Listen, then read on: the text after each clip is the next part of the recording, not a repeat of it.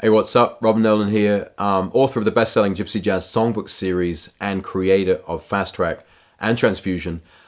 These courses and books have literally taught thousands of guys and girls all around the world how to play Gypsy Jazz and have fun with it.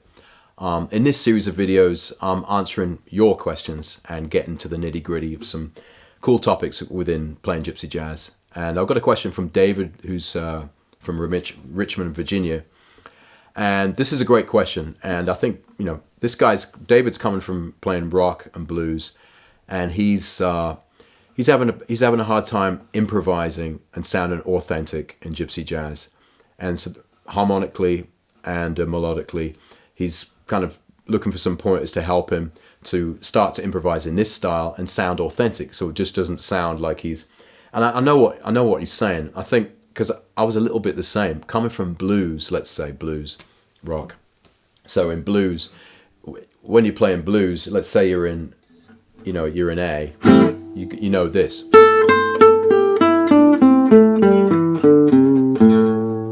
Right, so you got that. We could all do that when we play blues.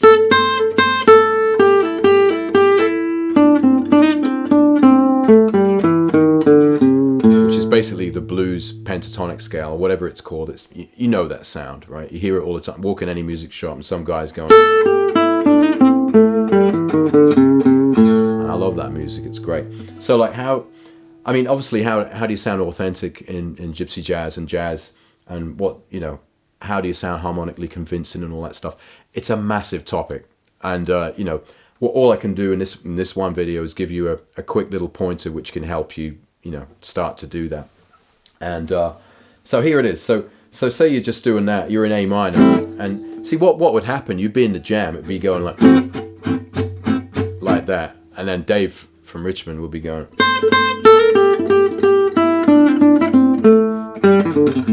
like that. Maybe he's got like a beautiful guitar or something, but still it's going to sound like, oh, he's just playing like a blues box thing. So so the thing is that here's one pointer.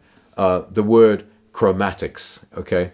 And what chromatics are, it means that going from A to A, so whole scale, there's actually 12 steps. So like from A to here, 1, 2, 3, 4, 5, 6, 7, 8, 9, 10, 11, 12, right? So there's 12 frets between A and A. So instead of playing, and using chromatics, you can use, it basically just kind of, in a word, jazzes up something.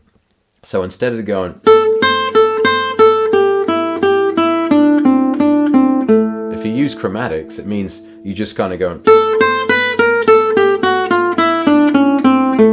So even if you took that same blues box shape and just filled in the gaps, every fret that you see that you're not playing, fill it in on that string. So just doing that. Then on the next string, do one on that, then on the, which is easy because you got that shape under your fingers and you're just kind of filling in the gaps. And then the reason why chromatics work, or how they work, is that obviously it's going to be wrong notes. Every other note's going to be wrong. Like that note, you are actually playing that note over the A, which is like, it doesn't work. It sounds horrible. But it's the intention. So if you're going from there to the A, then you're going to go, and the ear of the listener is led to that A, and it just kind of, and by doing it chromatically, it just gives it that more authentic sound. In a nutshell, okay. So I'm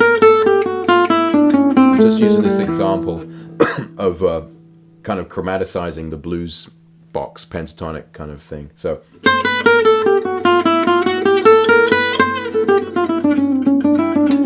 And even just doing that, I mean, that's still very kind of primitive, if you like. Still just doing that, it starts to jazz it up. And I tell you, the most vital thing that you can do when you're improvising is to kind of not be sorry about it, or not kind of be meek about it, not think, oh, I don't think I'm playing the right notes, am I, or aren't I? That's going to sound terrible, and people immediately hear that you're lost and you're not doing it. Even if you are lost, keep that drive going. It's gonna really get. It's gonna help you out. It's gonna make you sound better. So.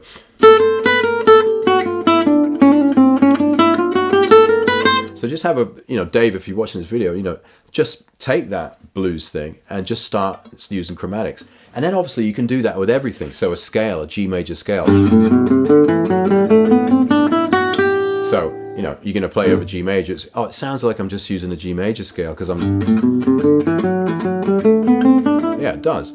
Mind you, there's other ways you can disguise that as well. I'll show you in another video. But if you just throw chromatics in,